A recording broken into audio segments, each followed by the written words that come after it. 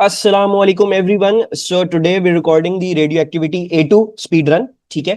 सबसे पहले तो बता चलूं ये A2 की वीडियो है, तो AS के बच्चे इसको नहीं देखना शुरू कर दीजिएगा. ठीक है, आपकी भी रेडियो एक्टिविटी की वीडियो जल्द आ जाएगी. ठीक है, आफ्टर द A2 एग्जाम्स मैं आपकी ही इलेक्ट्रिसिटी और रेडियो एक्टिविटी रिकॉर्ड करके डाल दूंगा चैनल पे. ठीक है. अच्छा, so without further do let start. हमारे पास सबसे पहली जो चीज है वो है मास डिफेक्ट. मास डिफेक्ट क्या होता है? बेसिकली देखो, जब हमारा न्यूक्लियस होता है ना, तो उसके अंदर, न्यूक्लियस के अंदर हमारे पास प्रोटॉन्स भी होंगे और न्यूट्रॉन्स भी होंगे, है ना. और जब हम इस न्यूक्लियस का मास निकालते हैं ना, तो लेट सपोज वो कोई वैल्यू आ रही. अब अगर मैं इस न्यूक्लियस के न्यूक्लियॉन्स को क्या कर दूं, अलग अलग कर दूं ना, दूर दूर कर दूं, और इनका इंडिविजुअल मास निकाल लूं, यानी मैं इनका अलग अलग मास लेके सबको एड अप टुगेदर कर लूं, तो वो मैंने लिख दिया मास ऑफ न्यूक्लियॉन्स. ठीक है, न्यूक्लियॉन्स. न्यूक्लियॉन्स क्या होते हैं? जो न्यूक्लियस को बनाते हैं.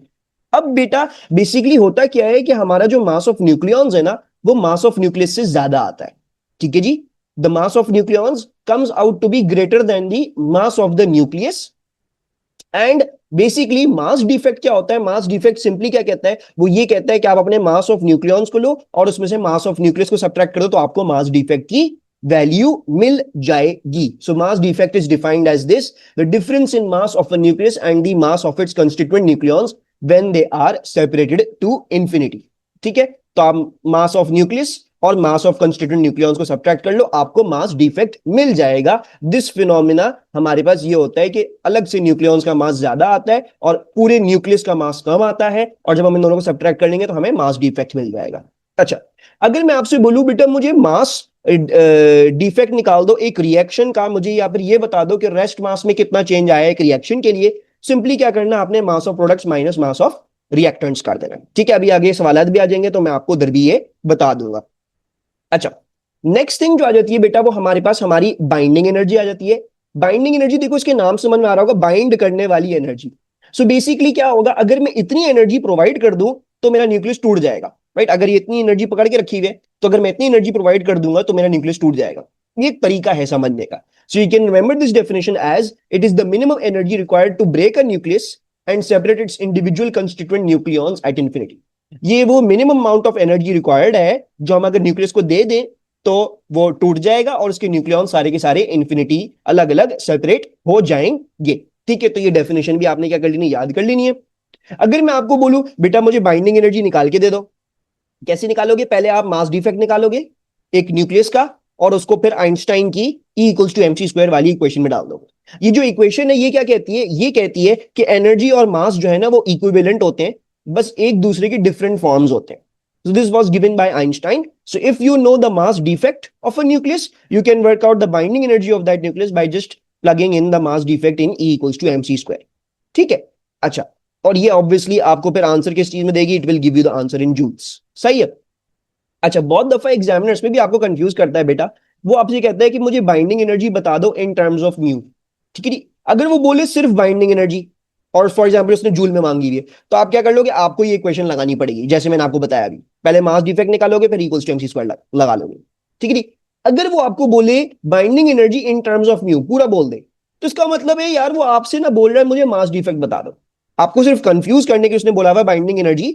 आपने एनर्जी नहीं निकालनी, आपने basically binding energy in terms of mu, mass defect ही निकालना है. तो बस आप ये करके और आंसर लिख के आ जाओगे. राइट, तो ये सटल सी एक डिफरेंस होती है, तो ये भी जो है वो अपने दिमाग में रखिएगा. ठीक है, कंफ्यूज मत होइएगा. बाकी ये कि आप सबको कन्वर्जन्स आती हैं. अगर फॉर एग्जांपल मुझे जूल्स को कन्वर्ट करना हो इलेक्ट्रॉन वोल्ट्स में, क्योंकि यहाँ पे ज्यादातर इलेक्ट्रॉन वोल्ट्स या मेगा इलेक्ट्रॉन वोल्ट्स में हो सकती है बात, तो आपने अपने जूल्स को लेना और उसको 1.6 इंटू 10⁻⁻19 से डिवाइड कर देना है to get your value in electron volts. और अगर आपको मेगा इलेक्ट्रॉन वोल्ट्स में चाहिए तो बस सिंपली -19 की जगह -13 हो जाता है वो, क्योंकि मेगा 10⁻6 होता है. तो आपको क्या हो जाएगी? आपको वैल्यू अपनी मेगा इलेक्ट्रॉन वोल्ट्स में मिल जाएगी. ठीक है, तो ये सिंपल सी कन्वर्जन है, मैंने पहले भी पढ़ाई है, ये बच्चों को अब तक क्लियर होती है, तो इतना आई होप इतनी कोई प्रॉब्लम यहाँ पे नहीं होगी आपके पास. अच्छा, फिर अब हम आ जाते हैं ऑन द नेक्स्ट थिंग, और वो ये है कि अगर हमारी बाइंडिंग एनर्जी ग्रेटर है तो हम ज्यादा स्टेबल है. ठीक है, देखो बाइंडिंग एनर्जी क्या है? It is the minimum amount of energy to break. अगर एक न्यूक्लियस की बाइंडिंग एनर्जी ज्यादा है तो इसका मतलब ये है कि उसको तोड़ना मुश्किल है, उसको ज्यादा एनर्जी रिक्वायर्ड होती है टूटने में. Right, and then you need to remember this graph.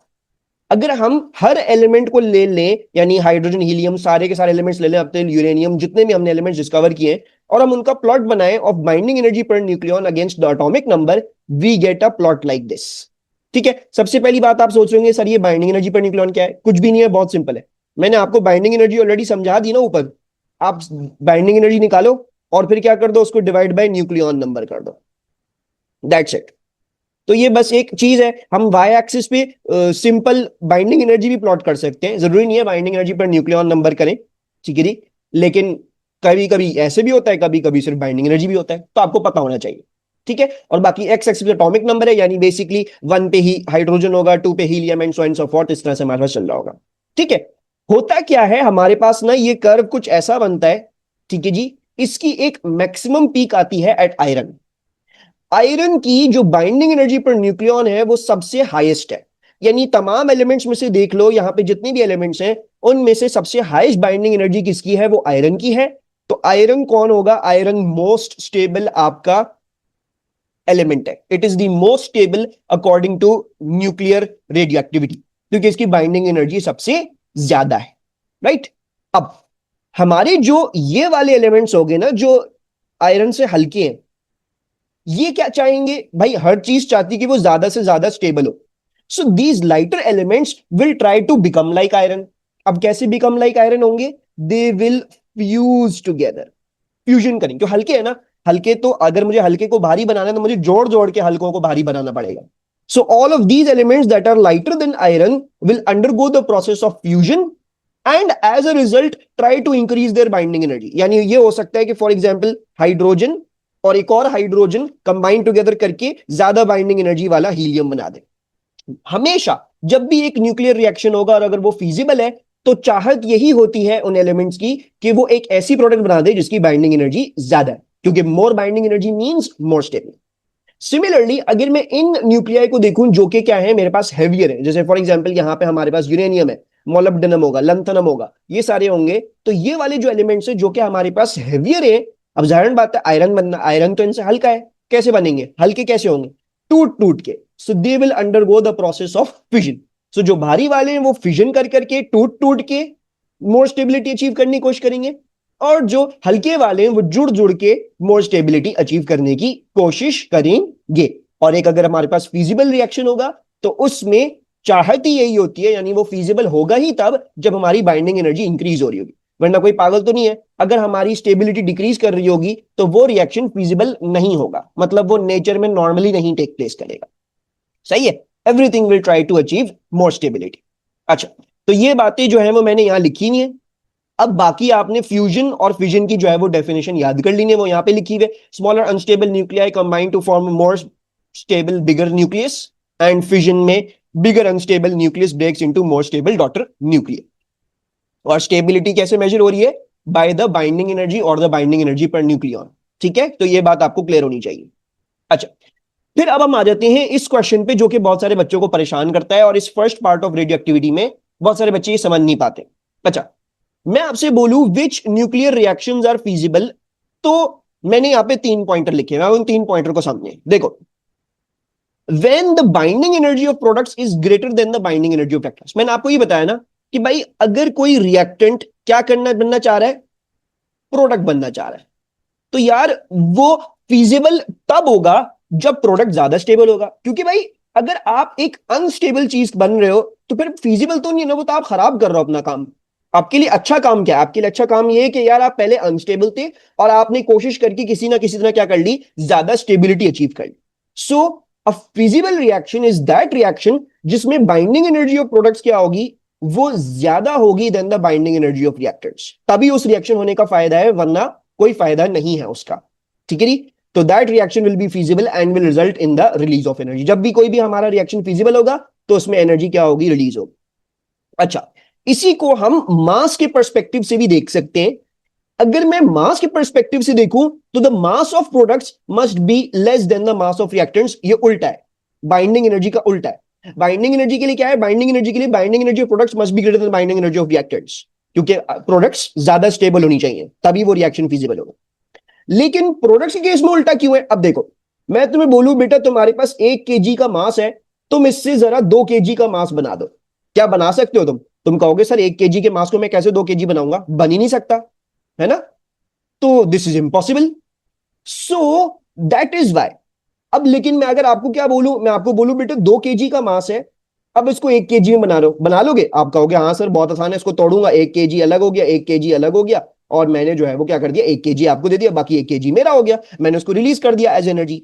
तो बात यहां पे ये है कि मास के टर्म्स में अगर देखोगे, तो अगर हमारी प्रोडक्ट्स का मास कम है बेटा रिएक्टेंट से, तो वो रिएक्टेंट्स क्या कर सकती हैं, वो उतना मास बना सकती है ना आराम से। जैसे 2 kg था उसने, आराम से मैं आपको बोलूं 1 kg बना दो, आप 1 kg बना दोगे। लेकिन मैं अगर आपको दूं ही 1 kg और आपको बोलूं बेटा मुझे 2 kg बना के दे दो, आप बोलोगे सर मुझे आप 1 kg मजीद ला के दो, you need to bring me that 1 kg, ताकि मैं जोड़ के फिर 2 kg बनाऊं। ऐसे ही नहीं बनेगा ये। तो जाहिर बात है जब आपको कोई एक्स्ट्रा चीज चाहिए होगी तो वो अनफिजिबल हो गया, वो नेचर नहीं परमिट करेगी। और जब ऐसी रिएक्शन थी कि मैंने आपको बोला 2 kg से 1 kg बना दो, अब आपके लिए कोई भी मसला नहीं, आपने इसको आधा किया, 1 kg मुझे दिया, 1 kg उड़ा दिया, तो वो आसान काम है, राइट? तो वो फिजिबल होगा। सो अगर हम प्रोडक्ट्स के केस में देखेंगे तो प्रोडक्ट्स के केस में ये उल्टा होता है। जब प्रोडक्ट्स का मास कम होगा रिएक्टेंट से, तो मेरा रिएक्शन क्या होगा, फिजिबल होगा, राइट? और बेसिकली ये दो बातें एक दूसरे का नेमो बदल है। This thing and this thing basically mean the same thing. ये ग्रेटर देन और लेस देन की साइन से परेशान नहीं होना कि ये दोनों अलग बातें नहीं है, सेम बातें। जब नीचे वाली कंडीशन ट्रू होती है ना, तो इसका मतलब ऊपर वाली कंडीशन ट्रू है, ठीक है जी? जब नीचे वाली कंडीशन फॉल्स है तो ऊपर वाली condition false, right? So they are basically the नेमो बदल ऑफ ईच अदर। और मैंने आपको बता दिया, पर्सपेक्टिव समझा दिया कि ऐसा क्यों है, ठीक है जी?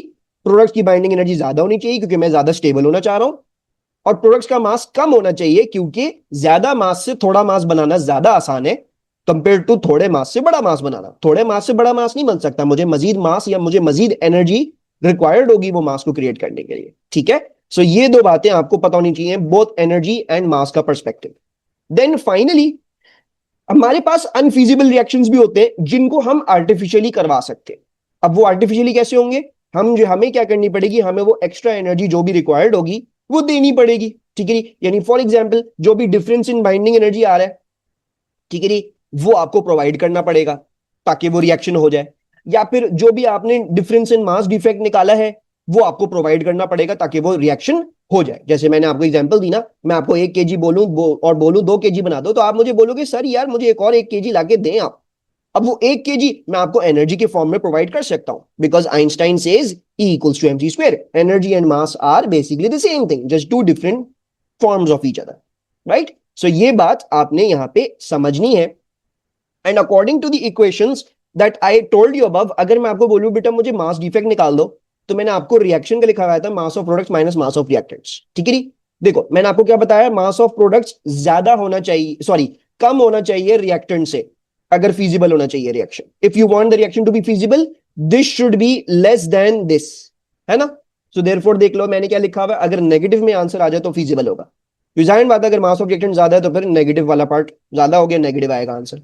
और अगर ये पॉजिटिव में आ जाए तो इसका मतलब वो अनफीजिबल रिएक्शन, ठीक है? वरना आप सिंपली क्या कर लो बेटा, आप अलग अलग कैलकुलेट कर लो, मास ऑफ रिएक्टेंट अलग कैलकुलेट करो, मास ऑफ प्रोडक्ट अलग कैलकुलेट, कंपेयर कर लो कि भाई प्रोडक्ट ज्यादा आ रही है रिएक्टेंट ज्यादा आ रही है, उसके हिसाब से कंपेयर, उसके हिसाब से बता दो, ठीक है?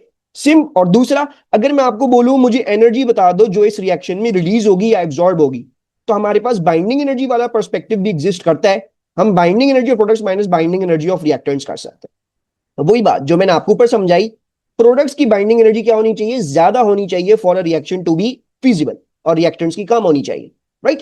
तो अगर आप इस एक्सप्रेशन का आंसर पॉजिटिव में आएगा, क्योंकि अगर ये ज्यादा होगा तो आंसर पॉजिटिव में आएगा, तो अगर इस आंसर का पॉजिटिव आता है आंसर तो वो फिजिबल है, और अगर नेगेटिव आता है तो वो अनफिजिबल है, ठीक है? ये थोड़ा सा आपको कंफ्यूज करेगा, लेकिन आप इसको ध्यान से पढ़ेंगे, आपको ये दिमाग में रखना पड़ेगा बाइंडिंग एनर्जी और मास का पर्सपेक्टिव हल्का सा उल्टा है, ऑपोजिट ऑफ ईच अदर, ठीक है? लेकिन they both mean the same thing, दोनों का मतलब एक ही है। और ये एक्सप्रेशंस भी आप समझ लेंगे। अगर आपको कंफ्यूजन हो रही है कि नेगेटिव पॉजिटिव में, तो बेटा आप सिंपली क्या कर लो, अलग अलग निकाल दो, अलग अलग निकाल लो इन चीजों को, और फिर इसमें डाल के कंपैरिजन कर लो, ठीक है? तो वो भी आपको कोई मसले की बात नहीं होगी मेरा बेटा, ठीक है? अच्छा, फिर एग्जामिनर आपसे पूछ सकता है कि what quantities are conserved in a nuclear reaction.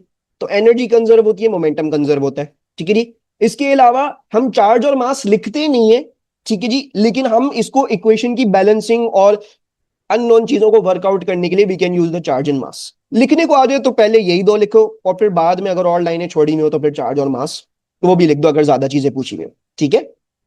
अच्छा, and then in what forms is the energy released in nuclear reaction. तो सबसे पहले आपकी जो एनर्जी रिलीज होती है वो काइनेटिक एनर्जी ऑफ न्यूक्लियाई या फिर प्रोडक्ट्स, इसके फॉर्म में रिलीज हो सकती है। नंबर टू, हमारे पास अक्सर बेशतर क्या होती है, गामा रेडिएशन की फॉर्म में रिलीज हो जाती है, ठीक है। ये जो दो है ना, ये वाली दो, ये किसी भी रिएक्शन के लिए पॉसिबल है, ठीक है। कोई साधारण बात है। अब हमारे पास जो नॉर्मल एक रिएक्शन की मैं अगर बिल्कुल डम डाउन इक्वेशन लिखूंगा तो वो यही बनेगी, ठीक है। तो मैं आपसे बोलूं एनर्जी किस तरह रिलीज होगी, आप बोलोगे सर इनकी काइनेटिक एनर्जी हो गई, और आप बोलोगे सर गामा रेडिएशन भी हो सकता है, जो एक्सेस एनर्जी है वो गामा रेडिएशन रिलीज हो जाए, ठीक है जी। ये पहलू हर चीज को अप्लाई करेंगे, सिंप्लीफाइड इक्वेशन पे ही अप्लाई करते हैं। हमारे पास जो थर्ड पॉइंटर लिखा हुआ है ना बेटा, वो सिर्फ और सिर्फ बीटा माइनस और बीटा प्लस डिकेज को अप्लाई करेगा, क्योंकि आपने एएस में पढ़ा था कि जो बीटा माइनस होते हैं और बीटा प्लस होते हैं ये पहले से मौजूद नहीं होते, और जो इनके न्यूट्रिनोज होते हैं, ठीक है, बीटा माइनस के साथ आपका इलेक्ट्रॉन एंटी न्यूट्रिनो बनता है, और बीटा प्लस के साथ आपका इलेक्ट्रॉन न्यूट्रिनो बनता है। तो ये पहले से मौजूद नहीं होते, उनको क्रिएट करना पड़ता है। So in the case of the beta minus and the beta plus, some of the energy may be used to create the matter and anti matter particles, ठीक है। वो क्रिएशन ऑफ द पार्टिकल्स में भी जा सकती है। Once again क्यों, because Einstein says E equals to mc square. वो कहता है भाई एनर्जी और मास दोनों एक ही चीज होती है, बस डिफरेंट फॉर्म्स। तो आप एनर्जी से मास क्रिएट कर सकते हैं, मास से एनर्जी क्रिएट कर सकते हैं। अगर आपके रिएक्शन में ज्यादा एनर्जी रिलीज हो रही है जैसे बीटा माइनस बीटा प्लस, तो उससे आप बीटा माइनस और बीटा प्लस वाले पार्टिकल्स बना सकते हैं, ठीक है। लेकिन प्लीज याद रखिएगा, थर्ड वाला पॉइंटर हर जगह नहीं लिखा जाता, सिर्फ और सिर्फ बीटा माइनस और बीटा प्लस के लिए लिखा जाता है। बाकी ऊपर दो वो आप हमेशा लिख सकते हैं। अच्छा, अब हमारे पास सवाल आ जाता है, complete the equation for the alpha decay. तो मैंने आपको बोला हुआ है aluminium is decaying into sodium, और ऑब्वियसली अल्फा डिके बोला हुआ है, तो हमारे पास एक अल्फा पार्टिकल होगा, ठीक है जी।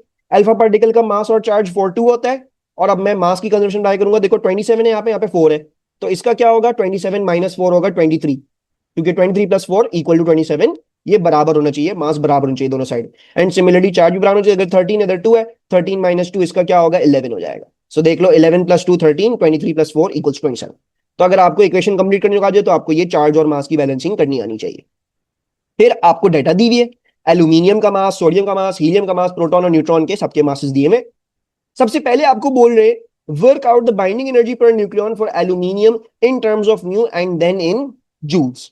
तो आपको बाइंडिंग एनर्जी पर न्यूक्लियन बोली हुई है for aluminium in terms of mu and then in joules. अच्छा, ये कैसे निकलेगी, देखो सबसे पहले आपको बोला हुआ है इन टर्म्स ऑफ म्यू, तो आपका मतलब क्या है, वो आपसे बेसिकली मास डिफेक्ट ही मांग रहे हैं। सबसे पहले आप मास डिफेक्ट निकाल दोगे। मास डिफेक्ट कैसे निकलता था, मास of nucleus, sorry mass of individual nucleons. अब देखो न्यूक्लियॉन्स कौन कौन से हैं, मेरे पास 13 प्रोटॉन्स हैं और 27 माइनस 13 न्यूट्रॉन्स होंगे बेसिकली, राइट। सो पहले न्यूक्लियॉन्स का मास निकाल लेंगे। मेरे पास 13 प्रोटॉन है, 1.0073, सही है जी। और 27 माइनस 13 क्या होता है, 14 होता है आई बिलीव, ठीक है जी। सो 14 जो है वो मेरे पास न्यूट्रॉन्स है, तो मैं क्या कर लूंगा, मैं जो हूँ 14 टाइम्स न्यूट्रॉन का मास ले लूंगा 1.0087, सही है। ये क्या आ गया, ये आ गया मेरा मास ऑफ न्यूक्लियॉन्स, सही है। इसमें से मैं क्या सब्ट्रैक्ट कर लूंगा, इसमें सब्ट्रैक्ट कर लूंगा मेरे जो मास ऑफ न्यूक्लियस था। अगर मुझे एक न्यूक्लियस का निकालना हो तो मैं मास of nucleons minus mass of nucleus इस्तेमाल कर सकता हूं। तो मैंने 26.9815 क्या कर दिया, यहां पे सब्ट्रैक्ट कर दिया है। तो मेरे पास आंसर क्या आ गया, मेरे पास आ गया 0.2352 म्यू। अगर आपको बोले इन टर्म्स ऑफ म्यू, तो बेसिकली आपसे मास डिफेक्ट ही मांग रहे हैं, ठीक है। मैंने देखो दोनों क्वांटिटी, सारी क्वांटिटीज को म्यू में रख के क्या कर दिया, सब्ट्रैक्ट कर दिया। और ये भी लिख देता हूं, ये मास ऑफ न्यूक्लियस है। अच्छा, लेकिन मुझे क्या पूछा है बेटा, मुझे पूछा है mass defect, sorry binding energy निकाल दो पर न्यूक्लियॉन। तो मुझे क्या करना पड़ेगा, मुझे इसको न्यूक्लियॉन नंबर से भी डिवाइड करना पड़ेगा। तो बाइंडिंग एनर्जी पर न्यूक्लियॉन क्या हो जाएगी इन टर्म्स ऑफ म्यू। तो आपने सिंपली क्या करना है, आपकी जो बाइंडिंग एनर्जी आई है आपने उसको डिवाइड कर देना है by the number of nucleons. तो एल्यूमिनियम में कितने न्यूक्लियॉन्स है, एल्यूमिनियम में 27 न्यूक्लियॉन है, तो आपने 27 न्यूक्लियॉन से क्या कर दिया, इसको डिवाइड कर दिया है। अच्छा, so let's calculate 0.2352 divide by 27। So we are getting 8.71 into 10⁻³ mu. फिर मैं आपसे बोल रहा हूं बेटा मुझे जूल्स में निकाल दो। तो जूल्स में कैसे निकलेगी, देखो बाइंडिंग एनर्जी पर न्यूक्लियॉन इन जूल्स कैसे हो जाएगी? आपको बेसिकली ये तो आपका मास डिफेक्ट है ना, इसको हमें आइंस्टाइन की एनर्जी इक्विवेलेंस में डालना पड़ेगा। सो हम E equals to M C square में क्या कर देंगे, इसको डाल देंगे, राइट। तो मैं क्या कर रहा हूं, मैं ये वाली वैल्यू ले रहा हूं जो कि मेरा पूरा मास डिफेक्ट था मेरे पूरे न्यूक्लियस का। मैं ये वाली भी ले सकता हूं, लेकिन just for the safe side अभी फिलहाल मैं ये वाली ले रहा हूं, फिर मैं एक और दफा न्यूक्लियन से डिवाइड कर। सो आई टेक दिस वैल्यू। सो ये क्या है, 0.2352। ये भी क्या है, म्यू के टर्म्स में। पहले मुझे इसको केजी बनाना पड़ेगा, तो केजी 1.66 इंटू 10⁻⁻27 कर दिया मैंने, ठीक है। मैंने जो है वो इसको ये कर दिया, सही है बेटा। अच्छा, ये आ गया। अब ये केजी में कन्वर्ट हो गया। अब मैं क्या कर दूंगा, इसको स्पीड ऑफ लाइट से स्क्वायर से मल्टीप्लाई कर दूंगा। तो आप ये याद रखिएगा, यहाँ पे मास जो जाएगा वो केजी में जाएगा, और फिर आप उसको स्पीड ऑफ लाइट स्क्वायर से क्या कर देंगे, मल्टीप्लाई कर देंगे। सो let's calculate 0.2352 into 1.66 into 10⁻⁻27 and then multiplied by 3 exponent 8 whole square. So मेरे पास जो वैल्यू आ रही है 3.51 इंटू 10⁻⁻11 जूल्स मेरे पास क्या आ गई है, यहाँ पे वैल्यू आ गई है, ठीक है। तो ये बाइंडिंग एनर्जी अभी निकली है, मैंने अभी पर न्यूक्लियन से डिवाइड नहीं किया। अब मैं फाइनली क्या कर दूंगा, अब मैं फाइनली जो है वो इसको पर न्यूक्लियन में भी निकाल दूंगा। So binding energy in joules आ गई। अब हम binding energy per nucleon in joules क्या हो जाएगी, वो हो जाएगी 3.51 into 10⁻⁻11 divide by the nucleon number. Aluminium में कितने न्यूक्लियॉन्स हैं, ये लिखा हुआ 27 न्यूक्लियॉन्स है, तो आपने इससे डिवाइड कर दिया, तो क्या वैल्यू आ गई, divide by 27। So we are getting 1.30 into 10⁻⁻12, ठीक है जी, ये भी जूल्स में आ गया। सो ये काफी सिंपल होता है। अगर मैं आपको बोल दूं मुझे मास डिफेक्ट निकाल दो एक न्यूक्लियस का, तो आपने कुछ भी नहीं करना, आपने उस न्यूक्लियस के अंदर देखना है प्रोटॉन्स और न्यूट्रॉन्स कितने, आप पहले उनका मास निकाल दो, ठीक है जी, और फिर उसमें सब्ट्रैक्ट कर लोगे मास ऑफ द न्यूक्लियस जो कि आपको पूरा का पूरा दिया हुआ होगा, ठीक है। तो आपने ये निकाल लिया। अब अगर मैं आपसे बोलूं मुझे इन टर्म्स ऑफ न्यू ही बोल दो, तो यही चीज है। मैं अगर आपको बोलूं पर न्यूक्लियन, तो जितने भी उसमें नंबर ऑफ न्यूक्लियॉन्स हैं आप उससे डिवाइड कर दोगे, सिंपल, ठीक है। मैं अगर आपको बोलूं जूल्स में, तो आपने क्या करना होगा, आपने जो है वो उसको पहले म्यू को केजी में कन्वर्ट करना होगा 1.66 इंटू 10⁻27 मल्टीप्लाई करके, और फिर उसको स्पीड ऑफ लाइट स्क्वायर से क्या कर देना है, आपने मल्टीप्लाई कर देना है, E equals to MC square में बेसिकली डालो। तो फिर वंस अगेन वही, अगर पर न्यूक्लियन बोल रहा हूं तो पर न्यूक्लियन यानी न्यूक्लियन नंबर से डिवाइड कर दोगे, सिंपल, ठीक है। तो ये काफी आसान होता है। अब क्या बोला हुआ है, work out for the reaction the total change in rest mass, comment on whether the reaction is feasible और नॉट। ओके, अब मैंने टोटल चेंज इन रेस्ट मास निकालना है, ठीक है, थोड़ी सी जगह कम है, सो लेट्स सी। अच्छा, so total change in rest mass कैसे निकलेगा, वो निकलेगा जो मैंने आपको रिएक्शन की इक्वेशन बताई थी, क्योंकि देखो पूरी रिएक्शन का पूछ रहे हैं ना। तो आप क्या करोगे, आप mass of products minus mass of reactants कर लोगे, सही है। मास ऑफ प्रोडक्ट्स क्या है, देखो ये दोनों मेरी प्रोडक्ट्स हैं, तो मैं इनका मास ले लूंगा 22.9878 और 4.00260। सो लेट्स डू दैट, 22.9878 और दूसरा क्या है, अल्फा पार्टिकल है 4.00260। सो 4.00260, और इसमें से मैं सब्ट्रैक्ट कर लूंगा क्या, अपने एल्यूमिनियम का मास 26.9815। तो 26.9815 ये मेरे पास अभी फिलहाल म्यू के टर्म्स में ही आएगा answer. So let's do that. So 22.9878 plus 4.00260 minus 26.9815। सो मेरे पास जो वैल्यू आ रही है वो यहां पे ये आ रही है कि 8.9 इंटू 10⁻⁻3। अब नोटिस करो मेरा आंसर पॉजिटिव में आ रहा है ना, इसका मतलब क्या है, इसका मतलब ये मेरा मास ऑफ प्रोडक्ट ज्यादा है। अगर मेरा मास ऑफ प्रोडक्ट ज्यादा है तो ये फीजिबल होगा अनफीजिबल होगा, अनफीजिबल होगा, क्योंकि जाहिरन बात है अगर प्रोडक्ट्स का मास ज्यादा है तो भाई ये मास जो ज्यादा मास है ये बनाने के लिए मुझे एनर्जी चाहिए होगी, राइट। रिएक्टेंट्स का तो मास कम है, उनको अब मैं तोड़ के नहीं बना सकता प्रोडक्ट्स में, मुझे ज्यादा एक्स्ट्रा मास चाहिए होगा, ज्यादा एक्स्ट्रा एनर्जी चाहिए होगी। So this is going to be unfeasible, this is an unfeasible reaction, ठीक है। हमारे पास क्या होगा, ये हमारा अनफीजिबल रिएक्शन है। अब क्या बोल रहे हैं, based on your answer above calculate the amount of energy released और amount of energy required for the reaction. अब आपने ऑलरेडी बोल दिया कि देखो यार ये अनफीजिबल है, ठीक है, क्योंकि मेरा जो मास डिफेक्ट आ रहा है वो पॉजिटिव में आ रहा है, प्लस 8.9 इंटू 10⁻³ म्यू, ठीक है। तो अब ये आपसे पूछते हैं, अब आपने जो आंसर दे दिया, अब जाहिर बात है रिएक्शन एनर्जी रिलीज तो नहीं करेगा, इसको तो एनर्जी रिक्वायर्ड होगी। अब मैं आपसे पूछूं कितनी एनर्जी रिक्वायर्ड होगी, कुछ भी नहीं, आपको मास पता लग गया, आप इसको एनर्जी में कन्वर्ट कर लें। कैसे कन्वर्ट करते हैं एनर्जी में, you all should be well aware now, so you just use E equals to mc square. So आपने क्या कर दिया, E will equal to mass आपका दिया हुआ है 8.9 इंटू 10⁻³ इसको पहले क्या करोगे, म्यू को आप किलोग्राम में करोगे, सो 1.66 इंटू 10⁻27 एंड देन ये करने के बाद आपने 3 इंटू 10⁻8 होल स्क्वायर से क्या कर दिया, इसको मल्टीप्लाई कर दिया है। ठीक है जी, so let's do that. So 1.66 into 10⁻27 और फिर multiplied by 3 exponent 8 whole square. So we are getting a value of 1.33 into 10⁻12 joules required for the reaction. तो ये बहुत सिंपल है, बस कुछ भी नहीं करना, आपके पास ये कुछ कैलकुलेशंस है, मैं आपको बोल दूं अलग से निकाल दो तो आप अलग से कर दोगे, mass of nucleon minus mass of nucleus. ठीक है, अगर मैं आपको न्यूक्लियस का पूछ लूं, मुझे ये बता दो मास डिफेक्ट क्या है, अगर मैं आपको एक न्यूक्लियस की बाइंडिंग एनर्जी बता से पूछ लूं तो आपने पहले मास डिफेक्ट निकालना है, फिर मास डिफेक्ट को आइंस्टाइन की इक्वेशन में डाल के वो निकाल देना है। पर न्यूक्लियन बोलूं तो just simple divide by the nucleon number कर देना आप। ठीक है जी, फिर मैं आपको बोलूं बेटा मुझे मास चेंज इन रेस्ट मास बता दो रिएक्शन का, तो आपने simply mass of products minus mass of reactants. Already मैं आपको ऊपर बात समझा चुका हूं कैसे देखना है फीजिबल अनफीजिबल, वो देख के अगर फीजिबल है तो भी आंसर जो एनर्जी का इसी तरह निकलेगा, बस कंक्लूजन क्या होगी, आप बोलोगी इतनी एनर्जी रिलीज हो जाएगी। और अगर जो है वो आंसर जो है वो अनफीजिबल है तो आप बोलोगे यार वही तरीका होगा एनर्जी निकालने का, बस आप बोलोगे इतनी एनर्जी मुझे रिक्वायर्ड होगी, सिंपल। ठीक है जी, तो ये हमारे पास आसान बुसान, ये हमारा एक पर्सपेक्टिव है, मास वाला पर्सपेक्टिव। अब मैं आपको दूसरा पर्सपेक्टिव भी करवा देता हूं, ये वाला देखो, मैंने ये वाला करवा दिया, अब मैं ये वाला पर्सपेक्टिव करवाऊंगा आपको।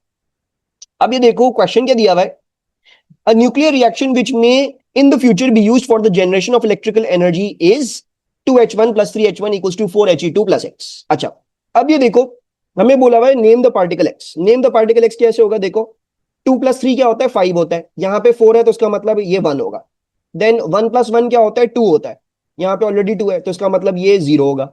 सो ये कौन सा पार्टिकल होता है जिसका मास 1 होता है और चार्ज 0 होता है, this is definitely a neutron. ठीक है जी, न्यूट्रॉन होता है ये 10N।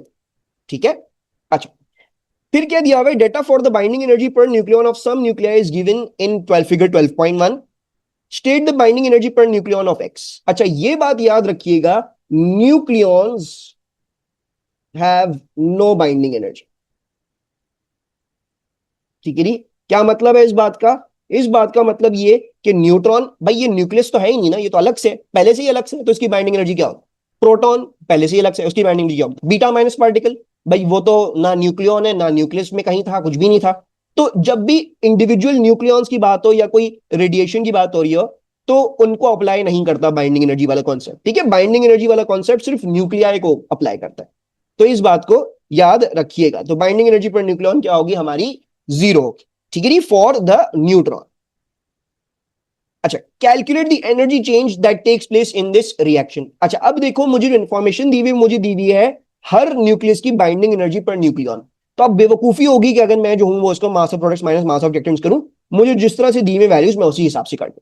सही है, ये कैसे होगा, देखो मैंने आपको बताया कि जो एनर्जी रिलीज होगी रिएक्शन में, that you can also work out by subtracting the binding energy of products from the binding energy of reactants. आप इस तरीके से भी क्या कर सकते हो, इसको परफॉर्म कर सकते हो।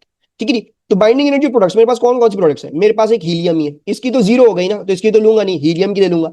हीलियम की बाइंडिंग एनर्जी क्या हो जाएगी, देखो 11.3290 है, लेकिन ये पर न्यूक्लियन है। ठीक है जी, दिस इज पर न्यूक्लियन, सो मुझे पहले इसको न्यूक्लियन नंबर से मल्टीप्लाई करना पड़ेगा ताकि ये सिर्फ बाइंडिंग एनर्जी बन जाए। तो ये जो भी 11.3290 लिखा हुआ है मैं क्या कर लूंगा, मैं इसको हीलियम के न्यूक्लियन से मल्टीप्लाई कर लूंगा ताकि ये मेरे पास सिर्फ और सिर्फ बाइंडिंग एनर्जी बन जाए, मुझे पर न्यूक्लियन में नहीं चाहिए। अब मैं एनर्जी इन जूल्स निकालना चाह रहा हूं, पर न्यूक्लियन नहीं निकालना चाह रहा। ठीक है, तो ये कर लिया मैंने। अब इसमें सब्ट्रैक्ट क्या कर दूंगा, बाइंडिंग एनर्जी ऑफ रिएक्टेंट्स, तो सब्ट्रैक्ट कर लो। मुझे ट्रीटियम की दी हुई 4.5285 और इसके अंदर 3 न्यूक्लियन है, तो मैंने 3 टाइम्स 4.5285 और दूसरा क्या है, ये है ड्यूटीरियम, तो मैंने ये भी जो है वो सब्ट्रैक्ट कर लिया 2 टाइम्स 1.7813। जितने भी न्यूक्लियॉन्स हैं उनको मल्टीप्लाई कर दोगे बाइंडिंग एनर्जी पर न्यूक्लियॉन से, तो आपको उस पर्टिकुलर न्यूक्लियस की बाइंडिंग एनर्जी मिल जाएगी। सिंपल सा हमारे पास ये फंडा है। ठीक है जी, एक्चुअली ये आ गया आपके पास। अब जाहिर बात है, देखो क्या लिखा हुआ था, 10⁻⁻13 लिखा हुआ था ना, तो मुझे इसको यहाँ पे कन्वर्ट भी करना पड़ेगा कि भाई मुझे तो जूल्स में चाहिए ना आंसर, मैं सिर्फ ऐसे ही कर दूंगा तो वो गलत हो जाएगा। So therefore I am performing the conversion as well and I get the value of 2.816 into 10⁻12 joules. ठीक है जी। और मुझे जो है वो मैंने अपनी वैल्यू क्या कर दी, मैंने अपनी वैल्यू जो है वो यहाँ पे 3 सिग्निफिकेंट दे देता हूँ। That should be okay enough for this. ठीक है, जब भी आपके पास ऐसा हो बहुत ज्यादा सिग्निफिकेंस की डेटा दी हुई है, तो आप एक सेफ बेट ले लो, आप जो है वो 3 सिग्निफिकेंट कर लिया करो इसको, उसमें प्रॉब्लम नहीं होगी आपको। ठीक है, यूजुअली इन क्वेश्चन में आपको ज्यादा दिया होता है, आप 3 सिग्निफिकेंट कर लो। सही है। तो ये सिंपल सा रूल है, अगर मैं आपको बाइंडिंग एनर्जी पर न्यूक्लियन दे दूं या डायरेक्ट बाइंडिंग एनर्जी दे दूं, तो आपने सिंपली क्या कर देना, binding energy of products minus binding energy of reactants कर लेना। अगर डायरेक्ट वो यहाँ पे आपको बाइंडिंग एनर्जी दे देते तो आप कुछ नहीं करते, आप ये 432 से मल्टीप्लाई नहीं करते। अगर आपको अभी दी हुई है, जैसे आपको दी हुई है बाइंडिंग एनर्जी पर न्यूक्लियन, तो आपने क्या करना, आपने जो भी बाइंडिंग एनर्जी पर न्यूक्लियन दी हुई है उसको मल्टीप्लाई कर लो बाय द न्यूक्लियन नंबर, तो आपके पास बाइंडिंग एनर्जी आ जाएगी। इस इक्वेशन में डाल के निकाल लोगे तो आंसर आ जाएगा। अब ये देखो, ये आंसर आया है पॉजिटिव में, इसका मतलब क्या हुआ, देखो मैंने आपको क्या बताया था, पॉजिटिव कब आएगा इसका आंसर, जब ये चीज बड़ी होगी ना, जब बाइंडिंग एनर्जी प्रोडक्ट्स बड़ी होगी।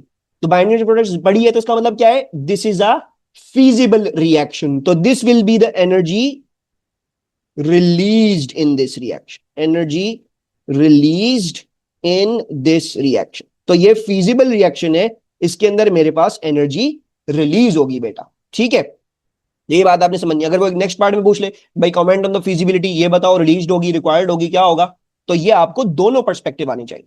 अच्छा, use your whoops use your answer in two part to determine the energy release when 2 gram of tritium reacts with 3 gram of tritium, deuterium reacts with tritium।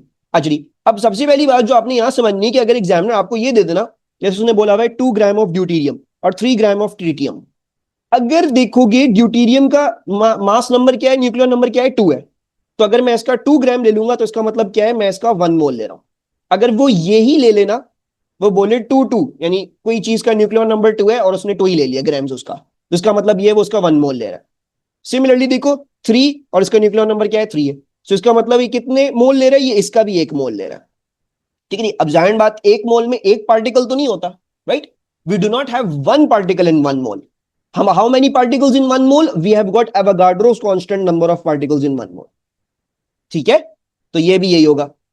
अब अगर मैं आपसे पूछूं, बेटा मैं आपने जो ऊपर आंसर निकाला था वो एक रिएक्शन का था, लेकिन मैं अब आपसे पूछ रहा हूं कि जब ये एक एक मोल रिएक्ट करेगा तो कितनी एनर्जी रिलीज होगी, तो देखते हैं क्या होगा। देखो इन दोनों के बीच में 1:1 का रेशियो है, एक ड्यूटीरियम एक ट्रिटियम के साथ रिएक्ट करता है। अगर मैं आपको बोलूं बेटा मेरे पास 6.02 इंटू 10⁻23 ये है और मेरे पास ये भी इतने ही है, तो कितने रिएक्शन होंगे, आप बोलोगे जब एक को ये एक रिक्वायर्ड है, तो सिमिलरली जब मैं 6.02 इंटू 10⁻23 इसके लूंगा तो मुझे उतने ही इसकी भी रिक्वायर्ड होंगे।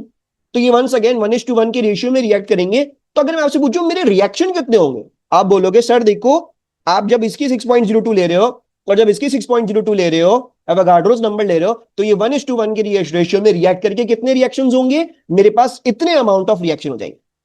राइट, देखो दोबारा से समझो, एक ये है, ये दोनों रिएक्ट करते हैं, एक रिएक्शन हो जाता है। अगर मैं इतने ये ले आऊं और इतने ही ये ले आऊं, तो वंस अगेन ये 1:1 के रेशियो में रिएक्ट करेंगे, एक एक से रिएक्ट करेगा, और कितने रिएक्शन हो जाएंगे टोटल, इतने ही रिएक्शन हो जाएंगे। जब ये एक एक थे तब ये एक रिएक्शन हो रहा था, अब जब ये दोनों इतने इतने, तो तब कितने रिएक्शन होंगे, तब इतने रिएक्शन होंगे, 6.02 into 10⁻23। Right, so therefore the amount of reactions that will happen is 6.02 into 10⁻23। और एक रिएक्शन में एनर्जी कितनी रिलीज हो रही है, इतनी हो रही है। अब आपसे पूछ रहे हैं मुझे टोटल एनर्जी बता दो, किस तरह निकालोगे, तो आपकी टोटल एनर्जी हो जाएगी, भाई एक रिएक्शन में एनर्जी इतनी रिलीज हो रही है और मेरे टोटल रिएक्शंस जो हैं वो इतने हो रहे हैं। Right, because they reacting in a 1:1 ratio, when I have both same amount of particles then वो इसी तरह रिएक्ट करके मेरे पास इतने रिएक्शंस हो जाएंगे। सो आपके पास क्या आ गया, 1.698 इंटू 10⁻12 जूल्स आ गया, जिसको मैं राउंड ऑफ कर लेता हूं। देखो ये 2 सिग्निफिकेंट है, तो मैं इसको 2 सिग्निफिकेंट राउंड ऑफ कर लेता हूं, 1.7 इंटू 10⁻12। तो ये मैंने आपको दोनों पर्सपेक्टिव बता दिया, मास वाला पर्सपेक्टिव भी बता दिया बेटा, और बाइंडिंग एनर्जी वाला पर्सपेक्टिव भी दिखा दिया, जिसके थ्रू आप निकाल सकते हो कि भाई मेरे रिएक्शन में वो फीजिबल है, अनफीजिबल है, कितनी एनर्जी रिलीज होगी, कितनी एनर्जी रिक्वायर्ड होगी, फलाना ढिमकाना। अब देखो इस पर्सपेक्टिव से डायरेक्ट एनर्जी निकल आई। ऊपर वाले पर्सपेक्टिव में अगर पहले डेल्टा एम निकाल लो तो फिर उसको सी स्क्वायर से मल्टीप्लाई करना पड़ेगा, यानी उसको आइंस्टाइन की इक्वेशन में डालना पड़ेगा to get out the energy. ठीक है, तो ये जो है वो हमने क्लियर कर लिया अपने आप को, ये पहला part of your radio activity. इसके बाद हमारा दूसरा पार्ट ऑफ रेडियो एक्टिविटी है, जो कि छोटा सा, इतना लंबा नहीं है। सबसे पहले आपने क्या याद करनी होगी, आपने रेडियो एक्टिव डिके या रेडियो एक्टिविटी की डेफिनेशन याद करनी होगी। So it is defined as the random and spontaneous decay of unstable nuclei with the release of ionising radiation. तो ये लाजमन लिखना है और ये भी लाजमन लिखना है, ठीक है जी। It is the random and spontaneous decay of unstable nuclei with the release of ionising radiation, ये लाजमन लिखना है। ये भले लिखो ना लिखो, ये दो बातें आपकी लाजमन होनी चाहिए। फिर आपको रैंडम और स्पॉन्टेनियस का भी मतलब समझ में आना चाहिए। रैंडम का मतलब क्या है, constant probability of decay of a nucleus है, या फिर the time eight which a nucleus will decay can not be predicted. ठीक है जी, यानी ये नहीं पता लगाया जा सकता कि न्यूक्लियस कब डिके होगा। सही है, दैट इज रैंडम नेचर।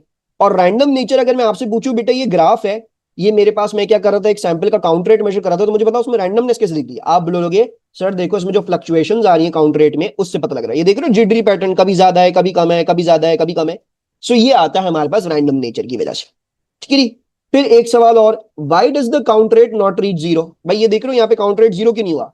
वैसे तो अगर मेरे पास, अगर मैं आपको बोलूं 100 थे, तो 100 आधे होके 50 हो गए, 50 आधे होके 25 हो गए, 25 आधे होके 12.5 हो गए, 12.5 आधे होके 6 हो गए, फिर 3, देन 1.5, देन प्रैक्टिकली स्पीकिंग कभी ना कभी जाके वो जीरो हो ही जाएगा। 0.55 समथिंग, 0.2 होके वो आधा आधा होके वो जीरो के रेंज में पहुंच ही जाएगा कहीं ना कहीं। तो ये इतना ऊपर क्यों बना हुआ है। तो why does this happen, this happens because we have background radiation. तो नॉर्मली जब हम काउंट रेट मेजर करते हैं ना, वो कभी भी जीरो को नहीं जाता, क्योंकि हमारे पास और अदर सोर्सेज से बैकग्राउंड रेडिएशन आ रही होती है। तो वो जो बैकग्राउंड रेडिएशन की वैल्यू है ना, वो यहाँ पे होती है। So you can actually find out the BG radiation की वैल्यू फ्रॉम द ग्राफ, यानी जहां पे वो स्टेबल हो रहा है जाके वो बीजी रेडिएशन की वैल्यू। ठीक है। अच्छा, फिर क्या है मेरे पास, स्पॉन्टेनिटी या स्पॉन्टेनियस डिके क्या होता है, वो ये कहता है कि भाई देखो रेडियो एक्टिव डिके न्यूक्लियस के अंदर की कहानी पे डिपेंडेंट है, बाहर से उसको कोई फर्क नहीं पड़ रहा। तो आप टेम्परेचर चेंज कर दो, प्रेशर चेंज कर दो, रेट ऑफ डिके पे कोई फर्क नहीं पड़ेगा, no change on the rate of decay. ठीक है, this is the meaning of your spontaneous. Then the next thing that we need to know is activity, and activity is defined as the rate at which radioactive nuclei decay in a sample. Actually में जो हम ये count rate major कर रहे हैं, this is kind of like measuring the activity. ये आपको ये काउंट रेट यही बता रहा है कितने न्यूक्लियस डिके कर रहे हैं इन अ सैंपल। ठीक है जी, तो अगर हम फिजिक्स में अगर इसका बिल्कुल स्पेसिफिक बात करें तो हम इसको एक्टिविटी बोलेंगे, and it is the rate at which radioactive nuclei are decaying in the sample. और ये इसका फॉर्मूला है, ये हम इस्तेमाल नहीं करते, ठीक है, हमारे हमें जरूरत नहीं पड़ती। हाँ, लेकिन जरूरत कहां पड़ेगी, वो ये पड़ेगी कि अगर मैं आपको n अगेंस्ट t का ग्राफ दे दूं, यानी number of nuclei in the sample, radioactive nuclei in the sample with respect to time, तो आप सबको पता है वो ऐसे रेडियोएक्टिव डिके कर्व बनेगा। मैं आपको बोलूं बेटे मुझे एक्टिविटी का कर्व बना दो, या मुझे एक्टिविटी निकाल के दे दो। अब मैं आपको बोलूं मुझे टाइम t इक्वल्स टू 0 पे एक्टिविटी बता दो, कैसे करोगे। ये देखो, that means it is the gradient of n against t graph, right, because this is on the y axis, this is on the x axis, delta y upon delta x क्या होता है, gradient होता है ना। So basically क्या हो गया, अगर मैं आपसे बोलूं किसी भी पॉइंट पे मुझे एक्टिविटी बता दें, तो आप उस पॉइंट पे टेंजेंट बनाएंगे और टेंजेंट का ग्रेडियंट निकाल लेंगे। ठीक है जी। और अगर मैं आपसे बोलूं मुझे ग्राफ बना के दिखा दो इस तरह से, तो ये देख रहे हो यहां पे मेरे पास क्या है, मेरे पास मोस्ट स्टीप है, स्टीपेस्ट। ठीक है जी, ये स्टीप है, और यहां पे क्या हो गया, यहाँ पे ग्रेडियंट 0 हो गया है। तो इसका ग्राफ कैसे बनेगा, देखो स्टीपेस्ट, इसका मतलब ये है कि यहाँ पे एक्टिविटी सबसे ज्यादा होगी। फिर ये लेस स्टीप, तो इसका मतलब ये है कि तकरीबन इस टाइम पे जाके मेरी एक्टिविटी कम हो जाएगी काफी जाके। फिर इधर जब ग्रेडियंट 0 हो गया, जब ग्रेडियंट 0 हो गया उसका मतलब एक्टिविटी भी 0 हो जाएगी, तो कहीं ना कहीं इसी टाइम पे जाके मेरे पास मेरी एक्टिविटी क्या हो गई, 0 हो गई। ठीक है नहीं, तो ये ग्राफ हमने कन्वर्ट करना सीख लिया। बाकी अगर एग्जामिनर सवाल दे दे आपसे, बोले भाई मुझे एक्टिविटी की वैल्यू बता दो, तो आप टेंजेंट बना के उसका ग्रेडियंट निकाल सकते हो ग्राफ में से। ठीक है, तो ये आपके पास इस तरीके से आ गया। हाँ, एक चीज आपको दिख रही होगी वुप्स, वो ये होगी कि ये देख रहे हो इसका ग्राफ भी ऐसा है और इसका ग्राफ भी ऐसा ही है। तो इधर से हमारे पास ये कंक्लूजन निकलती है कि actually the activity and the number of nuclei are directly proportional. ठीक है, इन दोनों के ग्राफ्स जो है वो काफी सिमिलर है, तो ये डायरेक्टली प्रोपोर्शनल है एक दूसरे को, राइट। और आपको याद होगा मैंने एक क्वेश्चन करवाया था जिसमें वो आपसे पूछ रहा था कि कैपेसिटेंस का जो वो डिके का ग्राफ है वो एक्सपोनेंशियल नेचर क्यों है। तो यहां पे भी एक ऐसा क्वेश्चन आपसे पूछा जा सकता है, आपसे पूछा सकता है भाई ये एक्सपोनेंशियल इन वो क्यों है नेचर, तो आप बोलोगे कि यार देखो एन जो होता है वो डायरेक्टली प्रोपोर्शनल टू ए होता है, और ए क्या होता है, A is the rate of change of N. तो जब मेरा एन डायरेक्टली प्रोपोर्शनल होगा rate of change of N से, तो मेरा ग्राफ क्या होगा, एक्सपोनेंशियल इन नेचर होगा। राइट, सबने पढ़ा होगा, जो मैथ्स पढ़ रहे हैं उनको पता होगा, D by D X of E की पावर एक्स इज ई की पावर एक्स। एक्सपोनेंशियल फंक्शन का रेट चेंज वही आ जाता है, ठीक है, it comes out to be the same.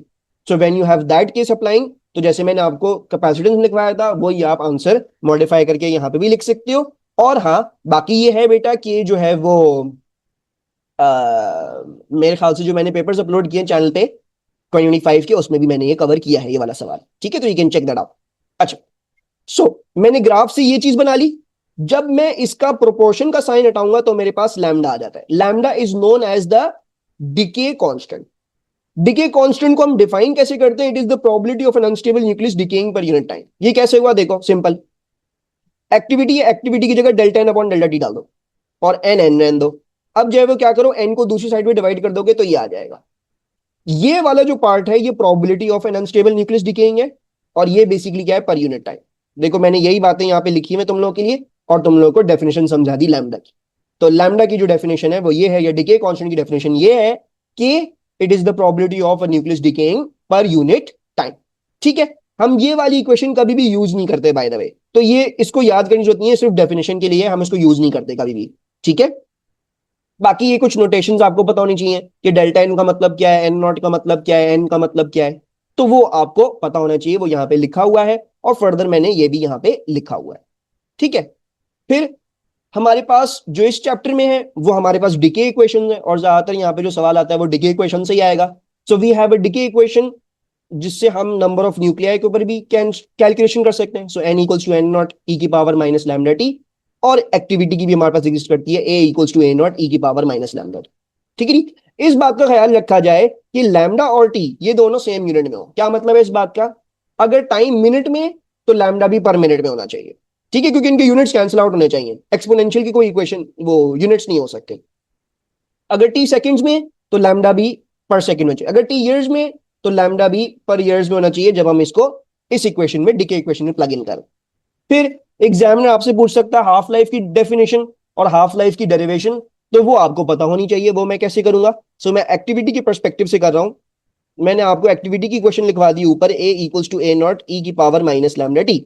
Half life क्या होती है, it is the time taken for initial to become half, है ना, इस केस में initial activity to become half of its value. So क्या हो जाएगी, ए क्या हो जाएगा, ए हो जाएगा मेरा ए नॉट ओवर टू, और ये ए नॉट ई की power minus lambda T. So A not and A not cancel, तो ये क्या बन जाएगा, अब ये देखो मैं इसको ऐसे लिख सकता हूं 1/2, और ये क्योंकि माइनस की पावर है तो मैं इसको नीचे ले जाऊंगा ऐसे, ई की power lambda T, and now I can cross multiply them, मैं इनको क्रॉस मल्टीप्लाई कर सकता हूं। तो ये बन जाएगा मेरे पास ई की power lambda t will equal to 2, then I will take l n on both sides, और ये क्या बन जाएगा, ये बन जाएगा lambda t will equal to l n two. And then if I ask you बेटा मुझे हाफ लाइफ की वैल्यू बता दो, तो वो क्या हो जाएगी, वो हो जाएगी l n two divide by lambda. ये वाला फॉर्मूला याद कर लीजिएगा, और इसका हमारे पास डिफरेंट फॉर्म ये है कि आप लैम्डा भी निकाल सकते हो using l n two divide by t half. तो ये फॉर्मूलाज याद कर लीजिएगा, ये बड़ा इंपॉर्टेंट है। एग्जामिनर आपको रेडियो एक्टिविटी में अगर हाफ लाइफ देता है ना, तो वो इसीलिए देता है ताकि आप लैम्डा वर्कआउट कर लो। वो देगा ही आपको सिर्फ इसलिए कि आप लैम्डा वर्कआउट कर लो, बाकी उसका हाफ लाइफ का कोई ऐसा काम नहीं होता apart from may be the graph making. लेकिन हाफ लाइफ दी हुई तो समझ जाओ कि कहीं ना कहीं क्वेश्चन में डिके कांस्टेंट निकालने को बोला हुआ होगा। ठीक है, तो ये आपकी सारी थ्योरी है रिगार्डिंग द सेकंड पार्ट, ये आपका कंप्लीट हो गया। आपने अगर इतनी थ्योरी समझ ली तो बस हम एक क्वेश्चन करेंगे और हम इस सब चीजों को समझ लेंगे सही तरीके से। सो क्या लिखा हुआ है, copper 66 is a radioactive isotope and decays into zinc 66 via beta minus decay, also releasing a gamma photon in the process। तो copper 66 zinc 66 में डिके कर रहा है, बीटा माइनस डिके थ्रू, और गामा फोटोन रिलीज कर रहा है in the process. The count rate is measured using a detector and a counter, suggest why the measured count rate may be different than the actual count rate। Actually ये question common है, अभी recent मार्च 26 में आया हुआ भी है, तो you should know the answer to this. हमारे पास क्या क्या रीजंस हो सकती हैं वो मैं आपको यहां पे लिखवा रहा हूं। ठीक है जी, सबसे पहली जो हमारे पास रीजन होगी वो क्या होगी, वो होगी बैकग्राउंड रेडिएशन। ठीक है, अभी ये भी आपको देखना है बेटा कि आपको जो सवाल पूछा गया है ना वो ये पूछा गया है व्हाई इट इज डिफरेंट। मैं अभी डिफरेंट के लिए लिखवा रहा हूं। ऐसा भी सवाल हो सकता है डिफरेंट की जगह पूछे लेस, या लेस की जगह पूछे मोर, तो वो फिर अलग बन जाएगा, वो आपने फिर आंसर करना होगा अलग अलग। ठीक है, तो मैं डिफरेंट वाले लिखवा दूंगा, फिर मोर और लेस मैं आपको बता दूंगा इसमें से क्या क्या कैसे पता लगेगा। सबसे पहला क्या है, बैकग्राउंड रेडिएशन। फिर नंबर 2 क्या हो सकता है हमारा, ये हो सकता है कि daughter product may be unstable and decay further, releasing more ionizing radiation। Right, इस बात का क्या मतलब है भाई, हमें तो नहीं पता कि जिंक 66 क्या है, स्टेबल है। क्या पता जिंक 66 भी अनस्टेबल हो और वो फर्दर खुद डिके कर जाए और रिलीज कर दे रेडिएशन। तो उसकी वजह से हमारा काउंटर रेट क्या आएगा, ज्यादा आएगा। ये जो दो मैंने आपको बातें लिखवाई हैं ये मोर के लिए लिखवाई हैं। डिफरेंट में सब कुछ अप्लाई करेगा, लेकिन अगर मैं आपको बोल देता हूं यहाँ पे क्वेश्चन में why it will be more than, तो ये दो बातें आप लिखोगे। बैकग्राउंड रेडिएशन है वो मेरे काउंटर रेट को ज्यादा करवा देगी, और अगर डॉटर प्रोडक्ट अनस्टेबल है, वो ज्यादा रेडिएशन रिलीज हो रही है, तो फिर मेरी काउंटर रेट ज्यादा हो जाएगी। फिर अब आ जाते हैं हमारे पास लेस देन वाले रीजंस। लेस देन वाले क्या हो सकते हैं, वो ये हो सकते हैं कि radiation is emitted in random directions and may not reach detector. ठीक है, नहीं यानी मतलब डिटेक्टर तो आपने एक जगह रखा हुआ होगा ना। अब यूजुअली डिटेक्टर हमारा ऐसा होता है and it's kept above the sample. ठीक है, नहीं तो अब जो है वो, अब अगर रेडिएशन इस डायरेक्शन में रिलीज होगी तो डिटेक्टर डिटेक्ट करेगा, वरना नहीं करेगा वो। ठीक है जी, तो आपकी रेडिएशन जो है वो इमिट होती है इन रैंडम डायरेक्शंस, तो हो सकता है वो डिटेक्टर को रीच ना कर रही हो। ठीक है जी, इसके अलावा क्या हो सकता है हमारे पास। अच्छा, एक सेकेंड, मैं इधर एक और चीज यहाँ पे कर लूं। Just want to make this, एक चीज मुझे और ऊपर लिखवानी होगी, मैं वो भी थोड़ी देर में लिखवाऊंगा। एक सेकेंड। अच्छा, radiation emitted random reactions may not reach detector. अच्छा, इसके अलावा क्या हो सकता है, इसके अलावा हमारे पास हो सकता है डेड टाइम ऑफ काउंटर। यानी बेसिकली क्या है कि यार वो काउंटर जो है वो हमेशा थोड़ी डिटेक्ट कर रहा होता है, बीच में वो थोड़े थोड़े टाइम के लिए, for a few very few short amount of time it is dead, यानी वो उस वक्त कुछ डिटेक्ट नहीं कर सकता।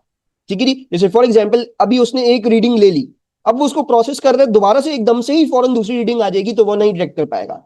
इसको हम क्या बोलते हैं, इसको हम dead time of a counter बोलते हैं। ठीक है, we call it the dead time of a counter. और क्या हो सकता है कि maybe the radiation does not ionize in the detector and so it may be missed। यानी क्या मतलब है कि भाई हो सकता है कि आपके पास वो जो रेडिएशन जब डिटेक्टर को पहुंचे तो वो उसमें कुछ आयनाइजेशन ना करवाए, तो वो डिटेक्टर हो सकता है वो ना रीड कर सके। ये इतना अच्छा रीजन नहीं होता, लेकिन अगर रीजंस पूछे वो ज्यादा, तो you can write this as well. ये हो सकता है वो कुछ आयनाइजेशन ना करवाए आपके डिटेक्टर में, तो वो आप डिटेक्ट ना कर सको। ठीक है जी, इसके अलावा हमारे पास क्या हो सकता है, मैं जो हूं इनकी नंबरिंग थोड़ी इस तरह कर लूं। और क्या हो सकता है, ये भी हो सकता है कि maybe the counter detects multiple counts for one decay. क्या मतलब वो इस बात का, भाई देखो इन्होंने खुद लिखा हुआ है इसमें बीटा माइनस डिके भी हो रहा है और गामा डिके भी हो रहा है। अब डिटेक्टर जो है वो हो सकता है बीटा माइनस की काउंट भी दिखाए, गामा की भी दिखाए, लेकिन ये तो एक रिएक्शन में रिलीज हुए थे ना यार, उनको दो दफा काउंट नहीं होना चाहिए था, तो उसकी वजह से भी हमारे पास इश्यूज आ सकते हैं। ठीक है जी, so these reasons will cause more. ठीक है जी, and these reasons will cause less, and all of these reasons will cause it to be different. ठीक है, डिफरेंट क्या मतलब क्या हुआ, लेस भी हो सकता है और मोर भी हो सकता है।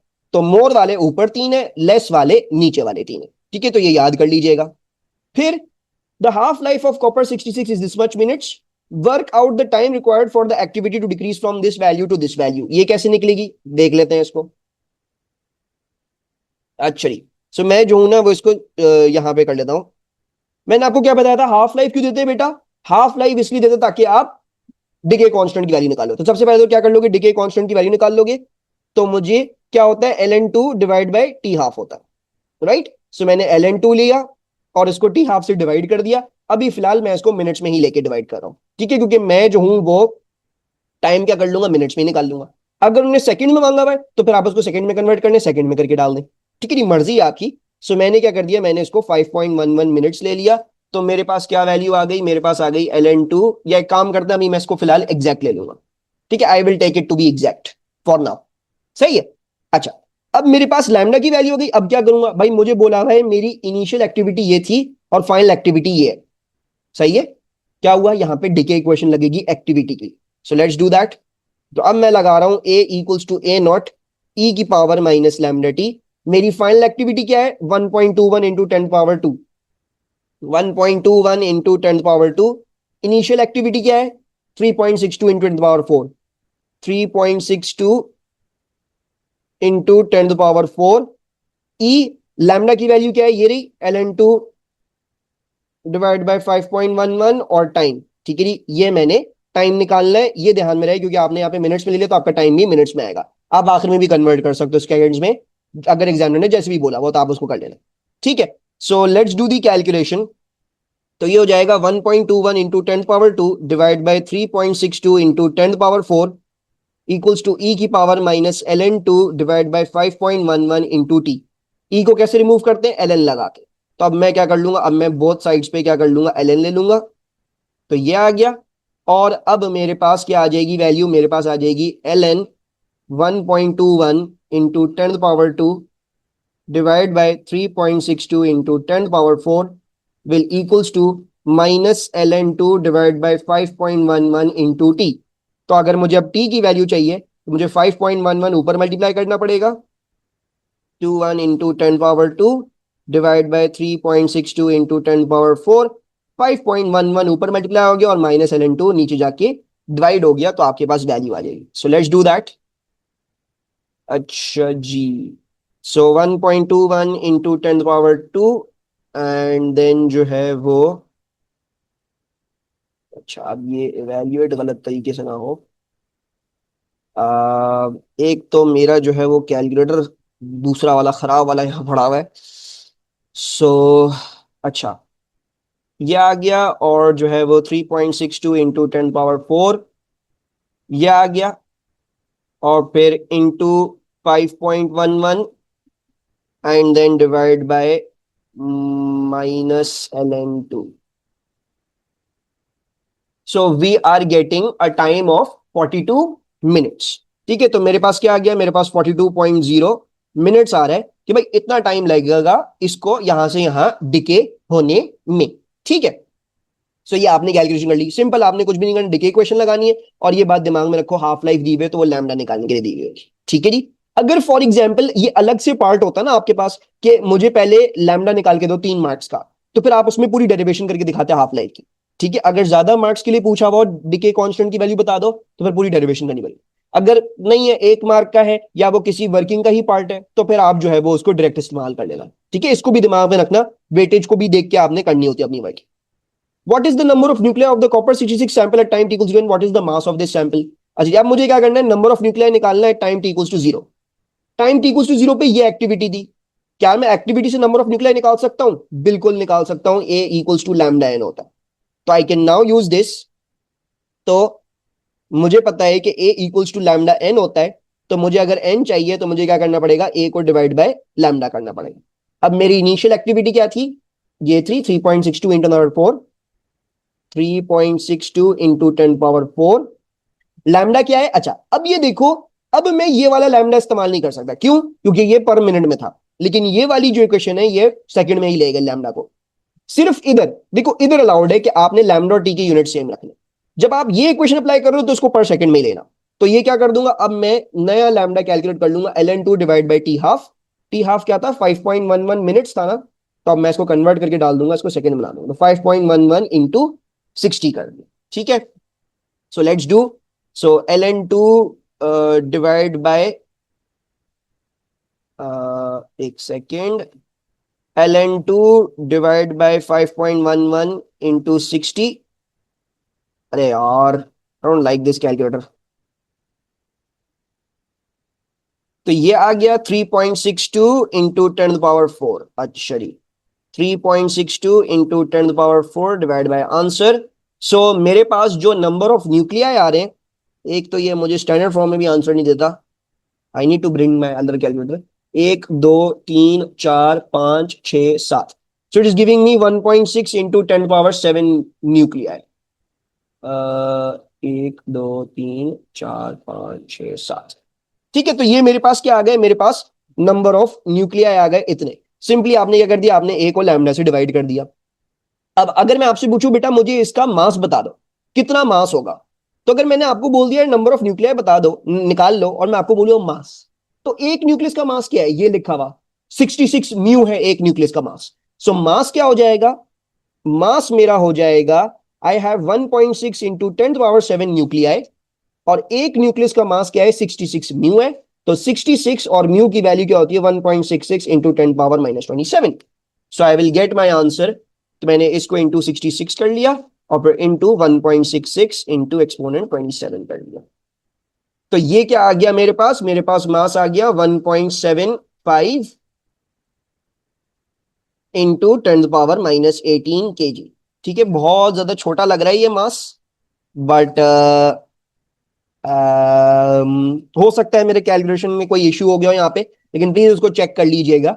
कॉन्सेप्ट यही है, ठीक है। कैलकुलेशन अपने ऑन पे एंड पे आप चेक कर लीजिएगा, कॉन्सेप्ट जो मैं आपको बता रहा हूँ वो आप यही लगाएंगे, ठीक है। होपफुली कोई इशू नहीं होगा, मैं अपने आपको डाउट कर रहा हूँ बस। So this is the mass that we get, ठीक है। सिंपल, अगर आपको नंबर ऑफ न्यूक्लियाई पता लग गए, आप उसको एक न्यूक्लियस के मास से मल्टीप्लाई कर दोगे, आपको total mass of the sample मिल जाएगा। सही है। देन लास्टली क्या बोला हुआ बेटा आपको, आपको ये बोला हुआ है draw the graph of copper 66 and zinc 66 assuming zinc 66 is a stable isotope for up to 3 half lives। ठीक है, तो अब ये कैसे बनाएंगे, देखो मैं ग्राफ बनाऊंगा पहले। तो ग्राफ आ गया, ठीक है जी, ये आ गया। अच्छा जी, यहां पे मैं n लगा रहा हूं, यहां पे मैं t लगा रहा हूं, ठीक है जी। मेरे पास इनिशियल नंबर ऑफ न्यूक्लियाई क्या थे, 1.6 इंटू 10⁻7 थे ना, सही है। सो 1.6 इंटू 10⁻7 ये मेरे इनिशियल नंबर ऑफ न्यूक्लियाई है। टाइम t इक्वल्स टू 0 पे तो मेरा कॉपर 66 इतना था। एक हाफ लाइफ में क्या होगा, मेरी एक हाफ लाइफ क्या थी, 5.11 मिनट्स थी ना। तो एक हाफ लाइफ में ये क्या हो जाएंगे, आधे हो जाएंगे। तो 5.11 में क्या कर दूंगा मैं, 1.6 इंटू 10⁻7 का डिवाइड बाई 2 कर दूंगा। तो ये मेरे पास आ गया, एक सेकेंड, 1.6 इंटू 10⁻7 डिवाइड बाई 2। सो 1 2 3 4 5 6, सही है। तो ये मेरे पास आ जाएगा 8 इंटू 10⁻6, सही है। तो इसका मतलब ये कि एक हाफ लाइफ में मेरे पास ये इतना हो जाएगी ये वैल्यू, सही है। अब देखो नेक्स्ट हाफ लाइफ क्या होगी, 5.11 प्लस 5.11, तो क्या हो गई, 10.22 हो गई, सही है। अब ये मत कीजिएगा दोबारा से इसका हाफ सब्ट्रैक्ट कर दीजिएगा, नहीं। अब जो ये वाली वैल्यू है ना बेटा, ये हाफ होगी। तो अब आप क्या कर लेंगे, 4 इंटू 10⁻6 कर लेंगे, और इस पे जाके आप यहां पे मार्क लगा लेंगे। कहां पे है, यहां पे है। एंड देन 10.22 प्लस 5.11, आपके पास 15.33 आ गई। ये आपकी थर्ड हाफ लाइफ है। तो 4 का हाफ क्या होगा, 4 का हाफ होगा मेरे पास 2 इंटू 10⁻6। तो अब आप क्या कर लेंगे, अब आप ये यहां पे मार्क लगा दें। तो कॉपर का कैसा ग्राफ बन जाएगा, कॉपर का हमारा ग्राफ जो है वो ऐसा बन जाए।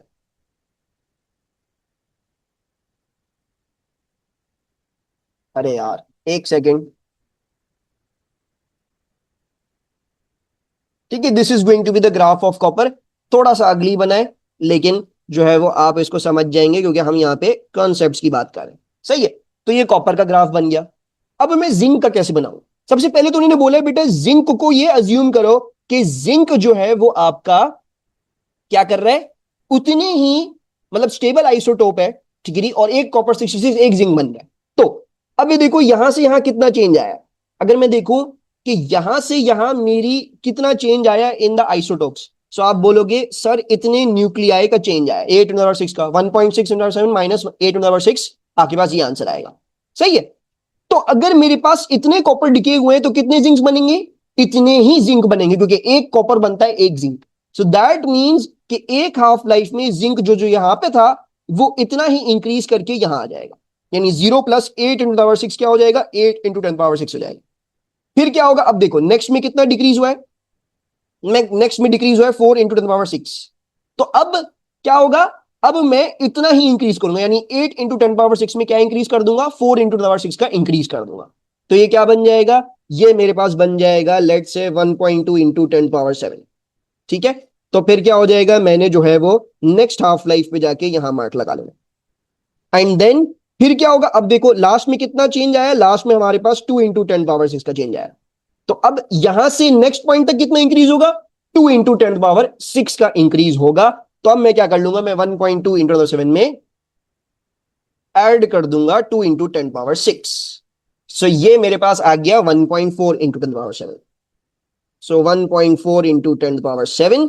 तो मैं इस पे जाके जो है वो क्या कर लूंगा, मार्क लगा लूंगा। और जिंक का ग्राफ क्या बन गया, जिंक का ग्राफ मेरे पास इस तरीके से बन जाएगा। राइट, तो ये सिंपल सा आपके पास फंडामेंटल है। क्या करना है, देखो मैं अगर आपको बोलूं रिएक्टेंट का ग्राफ बनाओ, तो आपने क्या करना है, आपने हर हाफ लाइफ पे जो उसकी पहली वैल्यू थी वो उसको हाफ कर देना है। ठीक है, 1.6 इन को हाफ किया, पहली हाफ लाइफ पे वो प्लॉट कर दिया, फिर उसको मजीद हाफ किया, नेक्स्ट हाफ लाइफ पे वो प्लॉट कर दिया। ठीक है, हाफ किसको करोगे, इस वैल्यू को, जो उस हाफ लाइफ के स्टार्ट पे जो वैल्यू थी उसको हाफ करोगे, ताकि हाफ लाइफ के एंड पे वैल्यू पता लगे। ठीक है जी, शुरू वाली वैल्यू को ही नहीं हाफ करते जाना। सही है बेटा, तो आपने इस तरीके से करना है। फिर अगर मैं आपको बोलूं प्रोडक्ट का ग्राफ बना दो, कैसे बनाओगे, आप ये देखोगे कि यार मेरे रिएक्टेंट में कितना डिक्रीज आया, जितना डिक्रीज आया उतना ही प्रोडक्ट में इंक्रीज आएगा। तो ये बेसिकली जो इंक्रीज आया है ये कितना दिखाया मैंने, ये मैंने 8 इंटू 10 पावर 6 का दिखाया। फिर ये वाला जो इंक्रीज है ये कितना दिखाया है, ये वाला ये इतना दिखाया, 4 इंटू 10 पावर 6 का। एंड देन उसके आगे वाला जो लास्ट में जो डिक्रीज हुआ है तीसरी हाफ लाइन में बस 2 इंटू 6 हुआ है। सो देयरफॉर जो है वो ये वाला जो इंक्रीज दिखाया है वो मैंने 2 इंटू 10 पावर 6 का दिखाया। बस सिंपल सा हमारे पास क्या है, रूल ये, और कुछ भी नहीं। जितना रिएक्टेंट डिक्रीज कर रहा है उतना प्रोडक्ट में इंक्रीज कर करके उसको प्लस कर करके उसकी नई नई वैल्यूज निकालते जाओ।